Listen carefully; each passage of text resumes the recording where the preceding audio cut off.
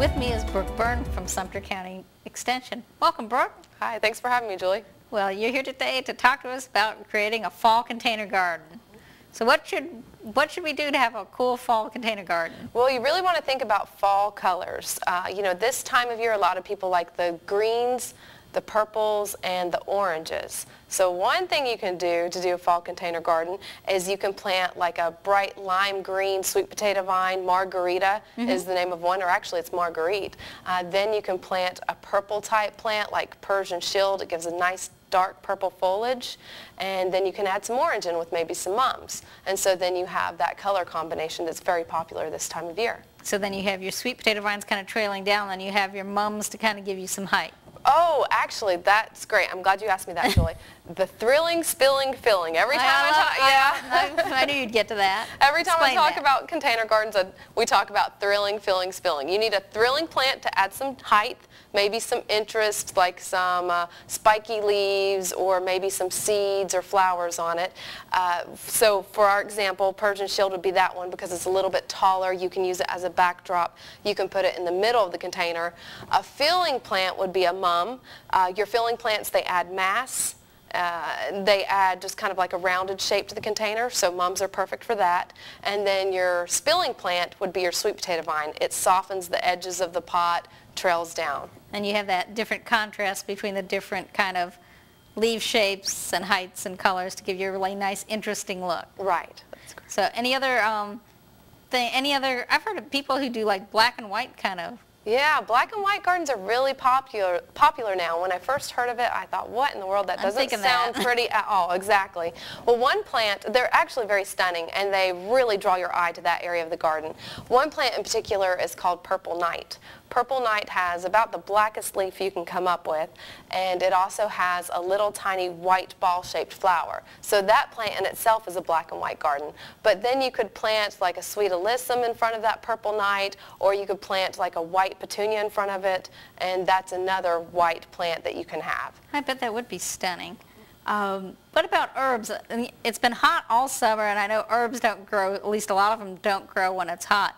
What are some ideas for planting a nice container up near our house to make it easy to pick herbs for us to do some cooking? Okay, well, with herbs, you know, you can do your cilantro at this time of year. You can do fennel at this time of year, even your tarragon as well. So you definitely have some options with growing herbs right now. And you can do them in a nice little container. You know, a lot of people do the windowsill garden. I really do feel that it's better to have like natural light. But with your herbs, I've noticed you really have to change them per time of year. So in the winter months, you can almost put them out in more full sun. Right. Because the sun is not as intense. In the summer months, those same herbs that you were growing, you want to put them in morning sun and then maybe some afternoon shade. Nice thing about container gardens too, if you're growing some of the tender ones like basil, you can at least, when it gets cold, drag them inside. Right. And another thing you can do too with your herbs, if you really want to get creative, is if you like, you can do a pizza garden where you have your oregano and your basil growing in one pot, and then you can just harvest right out of that pot if you're making an Italian dish. Then you can do the salsa garden with your, you know, chives, onion, those type of things. And I guess then you plant your tomatoes for your fall vegetable garden. Exactly. Actually, sage is a big flavor this time of year with turkeys and things like that coming up. Does sage grow pretty well in cool weather? I can't remember. It does. It's probably not going to take a freeze, so you may have to bring it in if you are planning to use it for holiday cooking. But sage it doesn't do well during the hot months, so the time to grow is the fall and is the spring as well. Okay. So right now is great for sage. And since we have holidays coming up, speaking of holidays, what kind of container gardens might we be starting to put together to give us a holiday look? Well, you can always do the poinsettia. You can always do the Christmas cactus. You don't want to do them both together. That would be a little much. Well, because they have different growing requirements. And that's very, very important when you're, you know, container gardening. You want to make sure that you're not putting a plant that likes full sun and dry conditions in with a plant that likes shade and wet conditions, no matter how much you want to plant those two plants together. And I'm guilty of this. There was this wonderful plant called a lemon drop plant, and I wanted to put it in full shade, and I had it with plants that like moisture, and it died on me. So don't do it no matter how much you want to. But you know, with those plants like the poinsettia and the Christmas cactus actually does like moist soil, even though it's a cactus. It's not a true cactus, it's more of a succulent actually. And they're actually native to the rainforest in South America. Poinsettia is native to Mexico. It likes full sun and very dry conditions. So that's why we say not those two together for a holiday. And as I remember, both poinsettias and Christmas cactuses they bloom because of the change in the lights. They're very sensitive. So if we keep them in the house, they're less likely potentially to bloom naturally? Right, that's correct. You want to put them in an area where they can adjust to the day length getting shorter, because the day length getting shorter is actually what causes them to bloom. And you want to keep them also away from, you know, if you have a street light at night or you have a bright porch light, you want to keep them away from those areas as well. Nothing worse than confusing your plants. Right. You were talking about planting in containers, making sure you had the right water. What do you do in a container to make sure that you have good drainage? Okay. So that you don't overwater? It's really, really easy now because a lot of the potting mixes are very porous, so you really don't have to worry about it. In the past, people put rocks down at the bottom.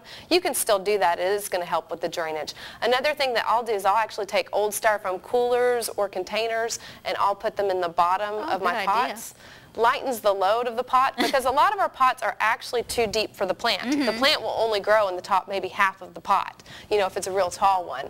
So, you know, if you put that styrofoam in there, then you're just lightening the weight of the container and the roots aren't going to grow that far down anyhow. That's a good idea. I hadn't heard about that one. What are some other things that you might put into fall containers? What about, we haven't talked about petunias, have we? Oh, petunias are great. You can do calibrachoa. They're also called million bells. It's probably easy to remember million bells than calibrachoa. Yes. So they have really small petunia-shaped flowers, but I love them because they will bloom profusely. So they'll bloom a lot more frequently than your regular petunias do. They come in whites, purples, oranges, and pinks, and every color in between, really. Any kind of edible gardens besides herbs, like fruits or vegetables, that you might put in a container this time of year? Well, you know, people can always grow small citrus trees in containers. So you can get like a kumquat or a calamondon, one of those type of citrus trees, and as long as you have a large enough container, you can grow them. But you're going to need a pretty large container. But that's still, I have seen people do that. I've actually seen people grow muscadines. I saw where they had taken 2 whiskey barrels and then they took a thin trellis up both pots. Then they connected the trellis in between with another trellis. So they had this whole wall of a trellis just from 2 pots of muscadines, and they actually had fruit on these plants as well. Wow, that sounds interesting. You know, a lot of people, especially if they're not native Floridians, have no idea what a muscadine is, but it's the native grape.